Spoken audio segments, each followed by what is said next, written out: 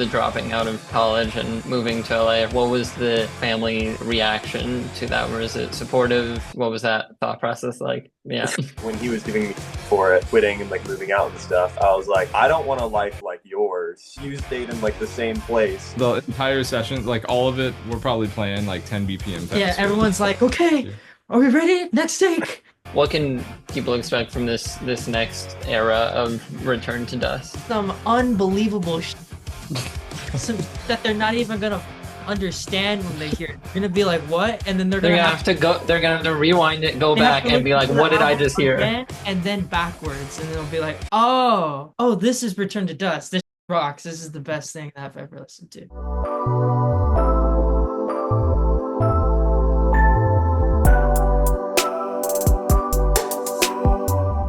Hey, it's Heroek, and this episode is sponsored by me. Well, kind of. If you don't know, I recently started a clothing line called Quest Clothing, which you can shop right now. I'll leave some pictures here on the screen, but we got the core collection, which is just this sleek black and white design on a bunch of products. And then we also have some more like merch style stuff with cover arts for my songs and things like that. I've been wanting to do this for a long time, and I'm really excited that I now have it. And so expect a lot more collections, a lot more designs coming out soon. I'll leave a link to it down below, and if you want to stay up to date with any new releases or anything like that, follow at Shop Quest Clothing on Instagram. So go get cool designs like this, or even this, and you'll be helping me support all of this, the podcast, the music, everything. Plus, it just looks cool. We even got this nice big letter design on the back. Look at that. Look how cool that looks. So head to the link in the description to get yourself some Quest clothing, and make sure to follow at Shop Quest Clothing on Instagram for updates with new collections and stuff like that. They're a Los Angeles band made up of 4 Gen Z friends jamming in a garage with over 120,000 monthly listeners. They've taken the stage at festivals like Sonic Temple, and their song Belly Up has garnered over 3 million plays on Spotify. Return to Dust. I'm so excited to have you guys on. Yay! What's up? Thank you. Yeah. We got the whole band here across 3 computers, it looks like. But I mean, to start things off, if everyone wants to go around and just like introduce themselves and what part of they play in the band, like instruments or vocals or whatnot. Yeah, I'm Graham. I play bass and I sing. I'm Seb. I play lead guitar. Maddie. I play guitar and I sing as well. I'm London and I play drums. Awesome. Yeah. So, I mean, thank you guys all for coming on so much. I love getting full bands on. I've had bands kind of split down the middle where some might send like one or 2 members, and the others it's the whole band. And having the whole band on is always so much fun because we get a lot of like conversations and interplay going between all the members and everything. But the first thing I just want to jump in with, I mean, anyone who has a take on it, but just the name Return to Dust, where does that come from, or what does it mean?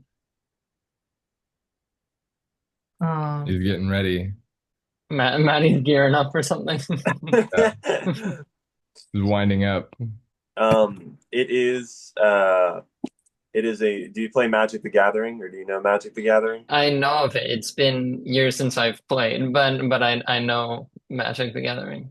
All right, we got into it a couple of years ago, like pretty much when we moved out to LA. Our friend Ryan got us into it. And when we were searching for band names, there's actually a card called Return to Dust. And that was a big inspiration for it. And it's also got like a whole ton of other meanings, like biblical and like more themes of like mortality and stuff, like cyclical nature of things, which kind of has to also do with the snake eating its own tail. So I just thought it was a very fitting name for the lyricism and the theme of the whole band. Yeah, that's awesome. So is cycles kind of like a big theme for you guys? You mentioned this like snake circle eating its own tail logo. Like where does that come from, or what made that like a big symbol for the band? It's kind of an accident. I feel like we just like resonated really well with with the snake, and then we were like, oh wait, it has something to do with the name of the band as well, because it's like yeah, like I said, like very cycle of life, um, and into eternity or whatever, like the snake is doing. Yeah, that's awesome. And so getting into like each of you individually for instruments, learning about music and anything like that, what was the moment that you guys kind of like fell in love with music or wanted to pursue it, be a part of a band, want to pursue it as a career or anything like that? Um, like individually or kind of as a group? Yeah, if we can go one by one, just like whatever instrument you play or anything like that, what got you into it and what was maybe your like first experience with your instrument like? Yeah, I feel like it's kind of different, very different for all of us. I mean, I will say like, so, I guess in terms of the band, it kind of just recently came together as like this full, four, the four that you see, in the call right now in the Zoom, Yeah. probably within the past less than a year. And like I grew up with Maddie. We grew up together playing music like since like, early high school. We've known each other since middle school. Um, and but we didn't really know we wanted to do the band until like we did a year of college and then realized that that's not what we want to do. And then we dropped out and we moved to LA. And that's kind of when the band, like the idea of the band was conceived, was when we moved to LA. And then like kind of along those years, the first couple of years of moving to LA, is when we found Seb in London. And so that's kind of when the band really like started to be like a serious thing. Um, and we knew that that's what we wanted to do. Um, you know, Yeah. we kind of have a crazy origin story of how we met these guys, at least Seb for sure. We were Yeah, like, let's get into it. How did this group, this four, like you said, form and all meet each other? yeah, yeah. Well, like I said, me and Maddie grew up, we've known each other forever, best friends. And then we were living in West Covina, Hmm. Like, the gulag of LA. It's like nowhere. yeah. And we were just like jamming in our garage, and we heard like a knock on the door, on the garage door, and we thought it was a sound complaint, and it was Seb going on a walk with his mom. At probably it was like probably what, like 9 p.m. or something. Oh, I Like don't I don't know what it time was it dark was, but outside. there was no sun. Yeah, it was dark outside. So we definitely thought it was a sound complaint. And we walked out and it was Seb and his mom. And Seb was, he was very It was my mom doing all the talking, pretty much. yeah. She was like, she knocked on the garage door and she had the idea to go up to the garage in the first place, even. But yeah, she knocked and she was like, "Oh my God, he's a guitar player and he loves heavy metal and you guys should play with him and together." And I got their numbers and then like a week later, um, we jammed and there you go. Like 3 years later. Yeah, Yeah, yeah, pretty that's much like awesome. perfect fit like right away. And then London, you were like you went in to Jim's studio, or producer Jim, with another band, and then Jim handed you our EP and was like, you know, he was Check just like, this check this out. out. And you're like, okay, These sure. are some pretty cool guys. Yeah, He yeah, planted the seed, and yeah, now they're stuck with me. yeah. Yeah, you got in and you're gonna stick with them. You're not gonna let Oh, them yeah, like, for oh, sure. This is it for me. I've been playing in bands my whole life, and it hasn't felt like this. awesome. Yeah. And Seb, I totally get that move. I mean, I don't know about the rest of you, but my mom's definitely the kind of person that like, and anyone who talks about music, she's like, you should introduce yourself. You should get to know Yeah. them. Everything like that. It's a big like momager move in that Mhm. I was just about to sense. say it's the momager, man. It's the Yeah. mom manager. Yeah, Yeah. she's still my manager to this day. Yeah. Probably Yeah. will. Awesome.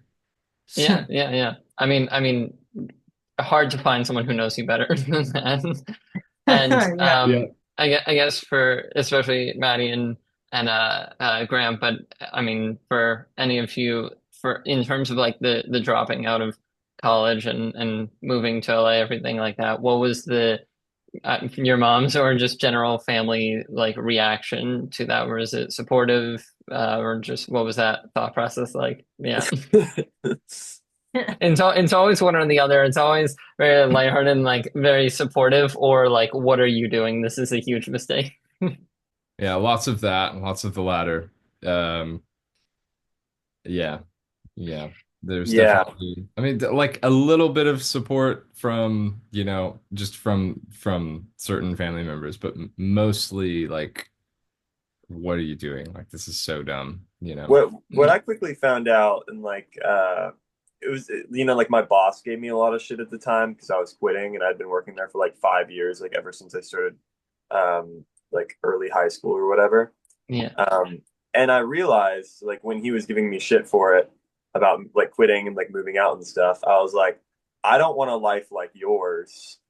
Like you stayed in like the same place and kept doing the same thing. Like, obviously You it's don't want to be comfortable. reliant on a young college, high school employee quitting. Yeah, exactly. So like I don't want a life like yours. I want my own path, so I'm going to go out and seek that out. So they're giving you advice for, you know, the life that they created, which I guess is comfortable, but it's like I want to be, in chaos more than I want Yeah. to be in Yeah, it's comfortability. the like I mean, in the nicest way possible, it's like the modest life of like hometown. You grow up, you get whatever job, and you're doing that, and that's your life.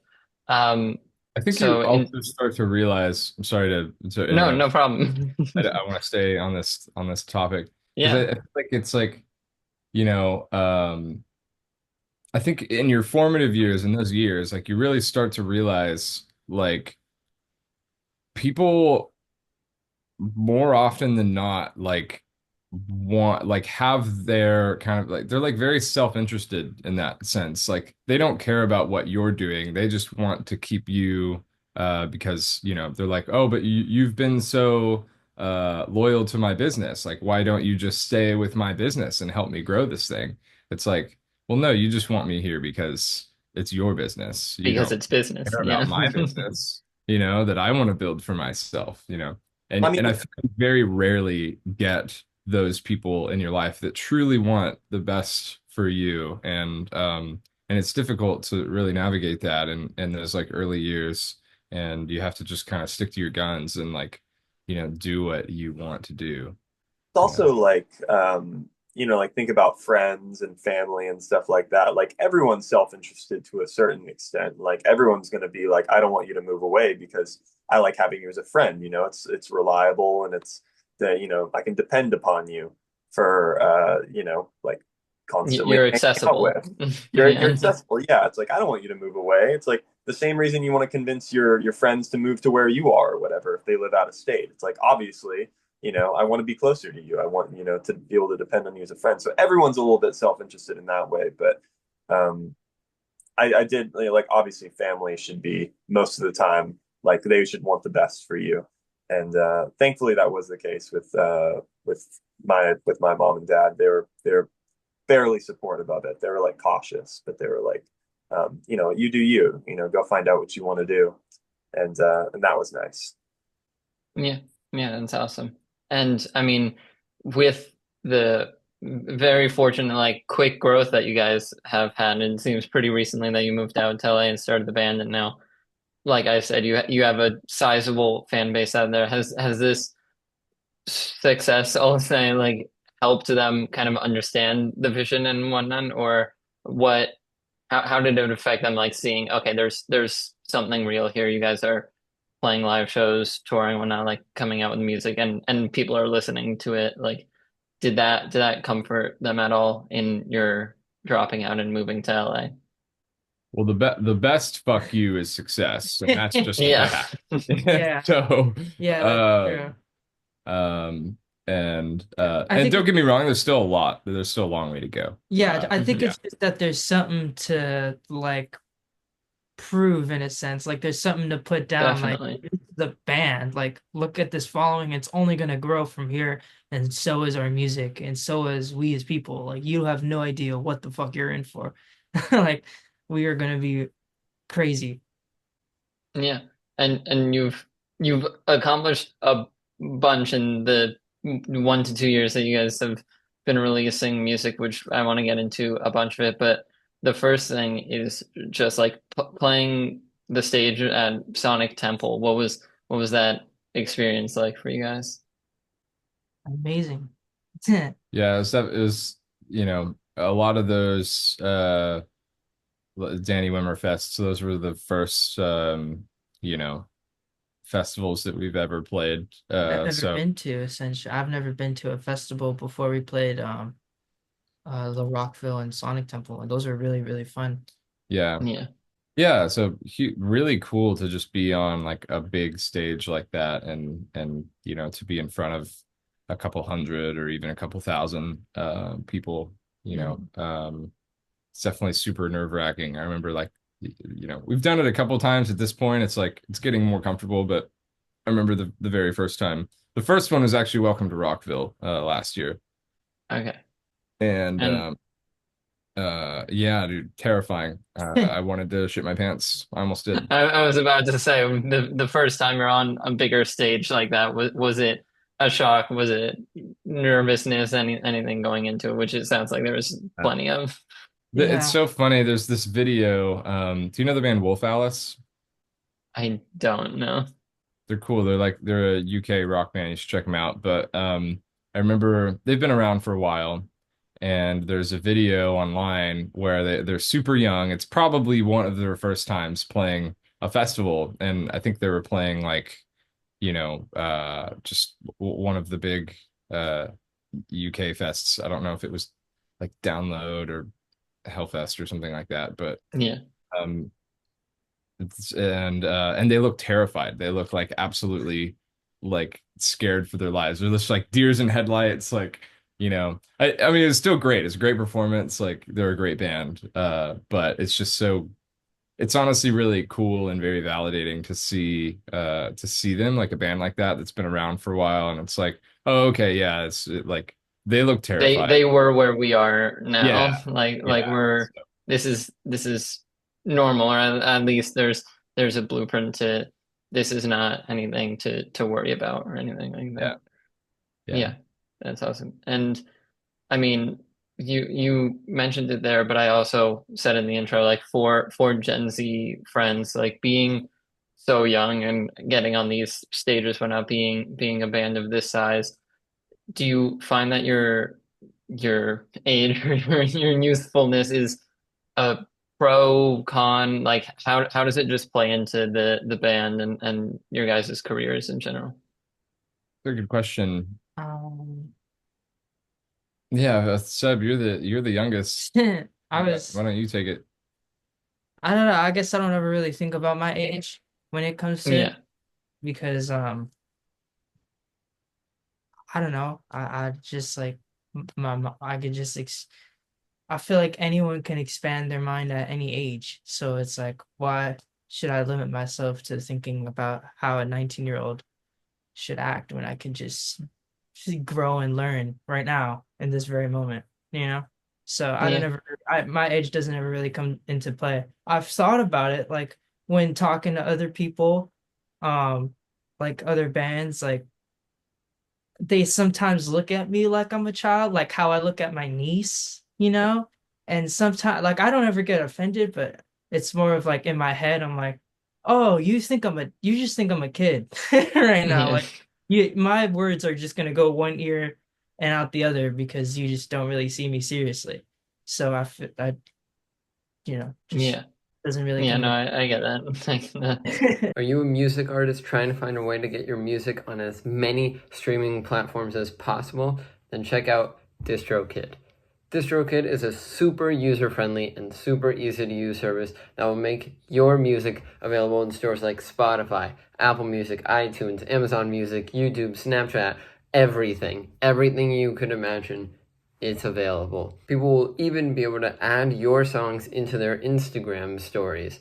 DistroKid helps you with the distribution, monetization, and promotion of all of your music. Use the link in the description of this video for 7% off any DistroKid package you want. Pick from musician packages designed to help artists get their own music out there, or even get a label package where you can manage up to 100 artists from one profile. So that's more for like managers, labels, and you can also get the musician package that I mentioned earlier, which is more for artists, producers, things like that. It's super easy, and you can get 7% off any package right now with the link in the description of this video. So once again, if you're looking for a way to get your music on as many streaming platforms as possible, I'm talking any platform you can think of, get DistroKid and get 7% off right now with the link in the description.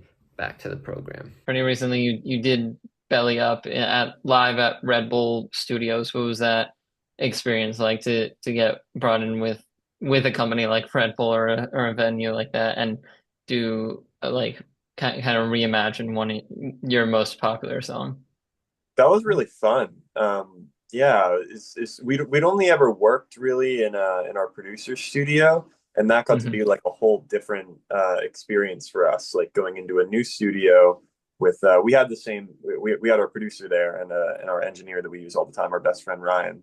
But there was a whole another like crew of audio engineers and stuff there that was helping, and it was just cool, you know. Like I love diving into just like different like amp tones and like the way that the room's set up, and like also the like filming it at the same time. It's like it's got to look good on camera, but it's also got to sound good. So it's like there's a lot of hurdles to go through with that, and like it was honestly, it was really really fun. And that's like, you know, my favorite part about music is like, you know, merging it with the video aspect and like trying to make the whole thing like a proper performance, you know. And it was cool. Yeah, that was actually that was right when we started to feel really good as a live band too. It was like we got to add a bunch of different stuff to that version of Belly Up that wasn't on the record. Because when we recorded Belly Up, admittedly, it was like we were pretty shoddy at our instruments. It was like, you know, I feel like they had to. I don't know. It's just it was like we could play the part, but nothing more than that. It was like it was very difficult. But then when we were doing the live version, it was like we can add all these like slides and like different extensions to the parts, and just make it like, you know, feel like how I would have liked to play it on the record, you know. But yeah, I don't know what you guys thought, but it was really fun for me. Super fun. That room was insane. Yeah, like fucking huge, or freaking huge. Did you get any like time to like feel out the room or do a rehearsal or anything, or was it like coming in, setting up and trying to trying to play? We jam the songs. I Yeah, guess that's like our rehearsal, is we just jam our song. But like jam, we didn't really get to jam. Yeah. There's always some downtime. What's that? We got free Red Bull though. That was pretty dope. Yeah. Oh, that's nice. That was nice. Unhealthy amount of Red Bull. Yeah, all of the entire session, like all of it, we're probably playing like 10 BPM faster. Yeah, everyone's like, okay, are we ready? Next take. Yeah, and I mean, let's just get right into Belly Up, the song in general. Like, it's your most streamed on Spotify, at least, with over 3 million streams. Was there any sense when you made it of like it having something special to it, or was it just like another song that you guys were making? I remember we were talking about because you can always make like, you know, you can always prophesize like what song is going to be like the hit, or like or at least just the most listened to, even if it's not a hit. And you can always, you know, but you never know which one is going to actually do it. I remember I think our producer thought it was going to be Black Road. But it was between, I feel like, and correct me if I'm wrong, but what I remember is it was between Black Road and Belly Up that we were like, no, these two are really the ones. And then it ended up being Belly Up, you know, because I don't know, it kind of just continues to outshine all of the other songs that we promote on social media. So, so there's something about it. I don't know. Yeah, Like, it's got something that the other songs don't have, but I yeah, guess every song is unique in its own way. Yeah, it was weird when we wrote it. I was like, it's a cool song. I was like, it never like it never jumped out to me to being like as being The like song. yeah, like very substantial. I just think it's got this like energy, I think it just like kicks the door down and just like shows people like exactly who the band is, what they do, and it's just cool, it's cool. People resonate with that, and I like it. It's been the reason that we have the following that we have right now. So very grateful for that. Yeah, yeah, that's awesome. And in terms of just like making new songs in general, what does the creative process look like when you get together and you're like, let's try to write a new song, work on an album, whatever the situation might be, how does a song normally come about for you guys? well, normally it's like me or Maddie kind of begins the idea on an acoustic guitar, but recently we kind of did a different approach. It kind of changes all the time, but recently we kind of went in as a full band and just like, Just jammed. yeah, just Just jam, got like some ideas out, a bunch of and different riffs, just like left and right, yeah. drum patterns left and right. And like usually, and that's like a little backwards than the former thing that I just mentioned, because usually if me or Maddie come up with the song on an acoustic guitar, we then have to figure out how we're going to like instrumentalize that song. Yeah. And so, you know, since doing like these full band writes where we kind of like jam and we figure out, the riffs and the chord progressions and the structure of the song before the song is written, um, it's just backwards because now we're having to figure out vocal melodies and lyrics over a bed that's already created, which is just a little, we're just kind of flipping it on its head. Well, And we've never been able to do that before because we haven't had a full band. Like we've been yeah, Yeah. so like rotating really just like drummers for a long time, and we haven't had like, and that's a core element of the band. Yeah. And as soon as we started playing with London and it started feeling so good, it was just like we got to get into a room and write some music together. Like we're gonna capture the essence of Return to Dust. That's the only way to do it. So we've I been. also sorry for cutting you off, No, you're Matthew. good. Go for it. I was gonna say I also think that playing like over 70 plus live shows has uh seasoned us as musicians and as people and as a band. Mhm. So going into the studio, we all have like a different mental and a different even physical approach to it. It's like it's yeah, all Yeah. we can feed off of like what people want, and then of what also is just gonna rip live. I mean, and it's Yeah. just what feels good. But that's another approach to it. Yeah. Well, I mean, that's awesome. I had no clue it was that many live shows you've done. I obviously had a sense that you've been making a name for yourselves live in the time that you've been a band, but with all those shows, and maybe it is one of these big bands like Sonic Temple or Rockville, is there one, and maybe it's different for each of you, that's like your favorite show that you've played, or one that just really sticks in your mind? Mhm. Toronto. Yeah, on our headliner, Toronto was a good show. Um, also Just Jersey. Yeah, yeah, George is good. yeah. We opened up for Highly Suspect on the tour before the headlining tour, and both Oklahoma City. Oklahoma's been an amazing city every single time Yeah. we played there. Like we played there once with Chevelle, once with Seven Dust, and then once with Highly Suspect, and all three times Oklahoma was an amazing city. Like Yep. more Awesome. ravenous They than rage the hard. last time. Uh, but also Phoenix was a really good crowd for Mm. us, and it was just an amazing show that we played that with Highly Suspect. So Mhm. yeah. Colorado Springs was good. Yeah, That was a sleeper for sure. that was on our headliner. Yeah. Yeah. It's cool going out with the different bands and seeing like not only how their crowds react to us, but how their crowd in a specific city reacts to us, and then going out and doing our own shows in those cities and seeing like you know who comes from those shows and who's new and stuff like that. It's really cool to see. Yeah. Yeah, that's awesome. Hey, if you're like me and you're interested in the YouTube or creator space, you should check out The Published Press. The Published Press is a completely free newsletter founded by YouTubers Colin and Samir. They host their own podcast talking to some of YouTube's largest creators. They've edited some of the best content I've seen on YouTube, and now they're sharing their knowledge about the YouTube space with you for free. The Published Press comes out 3 times a week, every Monday, Wednesday, and Friday, with everything going on with your favorite creators and platforms. And like I said, it's completely free. Just enter your email address to receive the Published Press whenever it comes out, and that's it. So, what are you waiting for?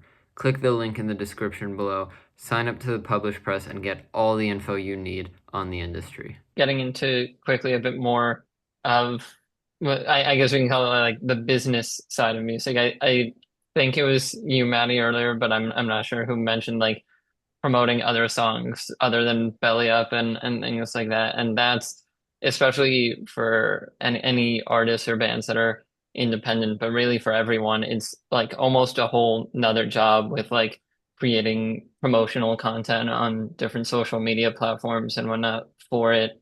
What are your guys' general thought process on like making content or the social media side of music? I would say, um, this is always so controversial. Yeah. Uh, it kind of changes. I think that our kind of headspace around content is kind of just like this constant ebb and flow.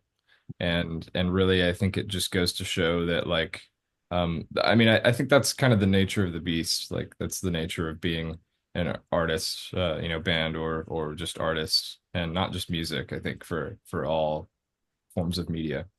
And you're really just like I think like finding yourself and how to like best represent that is key.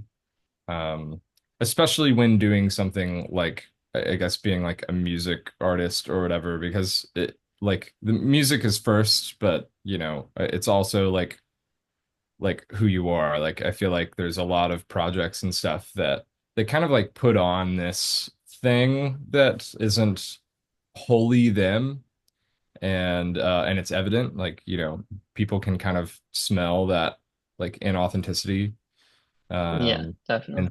and so I think it really just comes down to that like finding your authentic self and best representing like showcasing it in the best way that you can that's you and that represents the art that you're making and the things that you're saying and it should all be it should all facilitate itself like and so that was a lot to say that I think our process has really just been that, you know, like trying to find ways to, especially when playing the live shows, I feel like it's really easy to just like, you know, we set up a bunch of cameras for the shows and then we cut up parts of the live show. And I feel like that's just like, I mean, that's as close to the band as you can get without actually being at the show. Yeah. Um, so I feel like during this like tour cycle, it's been just I feel like a lot more connected to um, you know, to the content side as of late, just because, you know, it's just been so like live show centered. And I feel like that's just such a big part of the band. Um, and we're about to move into kind of a new music territory, which is something completely different. Definitely more conceptual and less like raw, like a live show. So it'll be really fun to get into a kind of more artistic, holy shit, artistic.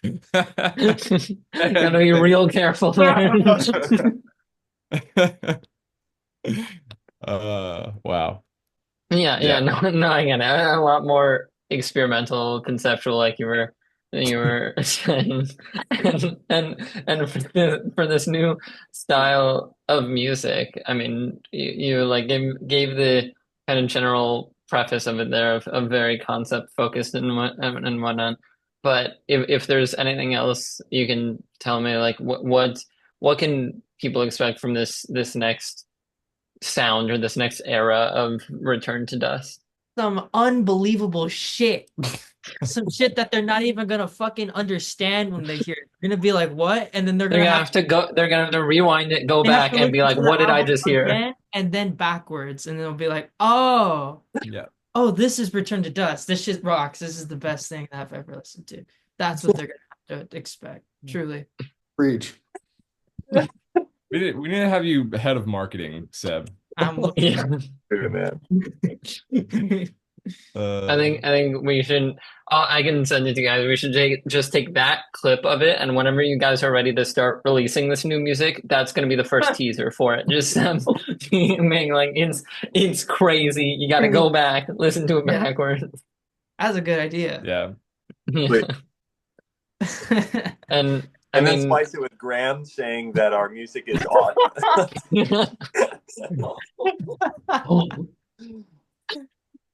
yeah, very artistic of you guys to do it. And I mean, I was reading up more about you guys to prepare for this, and I mean, I am very impressed by like how quickly you've done on this and grown such a big fan base. But I also read that you recently signed with Lava Records under Republic Records.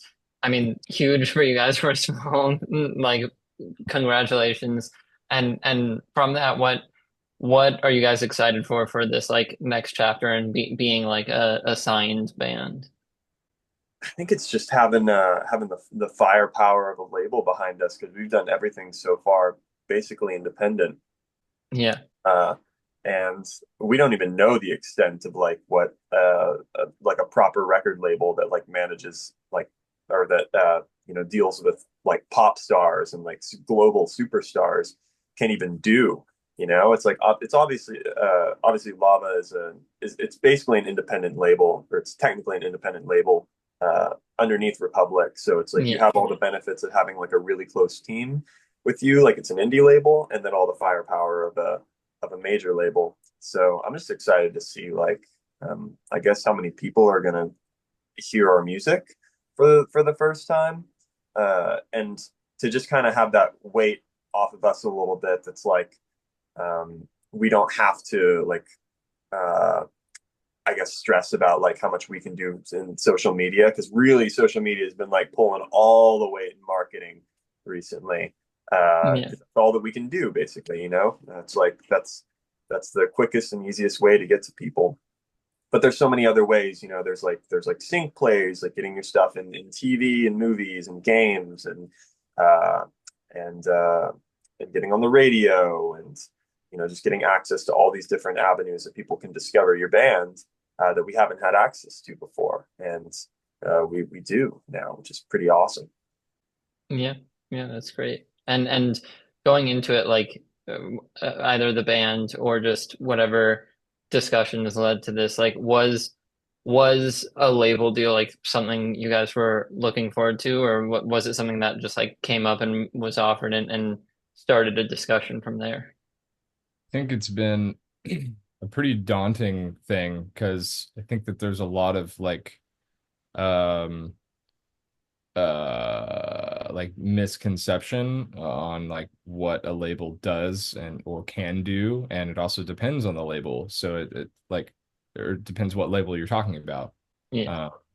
So I remember like the first time we had ever kind of brought up like, oh, like, such and such label is interested. It's like, okay, what does that mean? Like, I don't know what that means, and we'd have to take each of them, just with a grain of salt, right? Because like they all can kind of do different things. And so it's just been like a huge learning process. And I know that like it's not the end all be all. Like it's not like, okay, now we're signed. Great. They're not going to Yeah. magically fix all your problems, you know? It's like Yeah. they're basically just supporting what you already do as a band and like amplifying that, you know? We've proven up until this point that we can be a band that like supports ourselves, you know, can get Definitely. Yeah. our own like, tours, make our own social media, promote, make our own music and stuff. They're just there to support that. We don't just like, all right, we got signed. Now we can just, you know, relax, you know, just Yeah, let them do it's not everything. time to coast for you guys. It's okay. Now we have the resources to do all this bigger and better. Yeah, Let's go for it. It's almost the exactly. opposite. It's almost like gearing up for hopefully bigger and better things. Yeah, it's like Yeah. it's getting a promotion at a job, and it's like, all right, well, amazing. You know, I got my dream job or whatever. Now it's time to work twice as hard for you know for what I want. Yeah, definitely. And to get into some like I guess hypothetical questions, and we can again for anyone who has different answers, we can go through it all. But like if Return to Dust, got this magical opportunity to make a song with any artist or band in the world, who would you guys want to collaborate with? Never know. Outcast. I never know the answer. A realistic one. They'll And you can never toss out a bunch of answers also. It doesn't have to just be one. Outcast. What's Okay. what's pretty realistic is doing a song with Post Malone. That'd be pretty cool. Yeah. Because he's also Yeah. on the Republic. Yeah. He's also a fan of Magic, the Gathering. I just feel like we'd just get You along guys with just want that to play guy. Magic That's with yeah, he along seems the Dude, yeah, fuck the music, bro. I just want to play Magic the Gathering and Post I just Yeah, wanna- no, I just I wanna- love his music and I'm a big fan of his and he seems like the most like just wholesome guy apart from the music and like Really? I've like all the videos I've seen are like fans like giving him Magic the Gathering cards at shows and whatnot and he's like so touched by it. He's like, dude, these are sick and everything and so yeah, we definitely need to set up a game of Magic the Gathering between you guys. Yeah. Yeah, dude. Yeah, RTD Keep versus that guy. Post Malone. I want to say Tyler the Creator because that's Ooh. one musical genius right there. Yeah. Yeah, I had like I have a couple friends who are huge Tyler the Creator fans, and nothing against him, just from my point of view, I never like really listened to him and whatnot, and I was like, yeah, and I keep hearing all these big things about him, and then just recently I listened to like all the way through Chromacopia, his new album. And by like the third song in, I was like, I get it now. I was like, he has something. He knows what he's doing with this, and he crushes it. He's crushing it, and can really just do basically whatever he wants at this point. Yeah, that man's got power. Well, he did whatever he wanted at the beginning, which is why Yeah. you I guess know himself forever, which everyone should be Yeah. him Yeah, himself. definitely. Yeah. And then again, a similar thing for you guys. Like you've gotten to take all these huge festival stages and whatnot, but is there any kind of like bucket list of venues or festivals you guys want to play at one day? The I want to women. make it over to Wembley Stadium. Yeah. Yeah. I want to make it over to other countries like other continents because we've been to Canada, but I want to make it to like Hellfest and Download and I want to make it over to Japan. Yeah. Yeah. Australia. Yeah. Brazil. Brazil. Yeah. Mexico. Mexico. I was gonna say that right now. Yeah. Yeah, awesome. And I mean, hopefully with this new backing from Lava Records, you guys can do that kind of stuff. Go wherever you guys want. Because I mean, you guys, from what I've seen, are an amazing live band. So, wishing you the best with that. Thank you guys all so much for coming on, Matthew, Graham, Seb, in London. And I mean, if there's anything else you guys want to shout out, promote for the band, anything like that, feel free to do that now. We're really good. Oh, And humble, obviously. Go listen to the music on music Uh, platforms. Look up Return yeah. to Dust music. We'll yeah. have some new stuff this year and and it's all really exciting. We're kind of in and out of the studio for, the rest of this month and February. So lots of Awesome. new things coming up. Um, Big things coming. Big things coming. yeah. Yeah. But you can find it pretty much anywhere. Just Return to Dust Band, like across all socials, like Spotify, Apple Music, YouTube, all that stuff. And yeah, we're playing, obviously all the major festivals next year. Sonic Temple, Welcome to Rockville, Incarceration, all the Danny Wimmer festivals. And yeah, we're excited. We're probably going to tour in March. And yeah, just excited to do that. Record some more music, tour on some new music. Is what it's all about. Yeah, awesome. Looking forward to all that. Excited to hear new music. Excited to hear what tours and cities you'll be going to. And I'll leave a link to Instagram, Spotify, things like that down below. And thank you guys again all so much for coming on.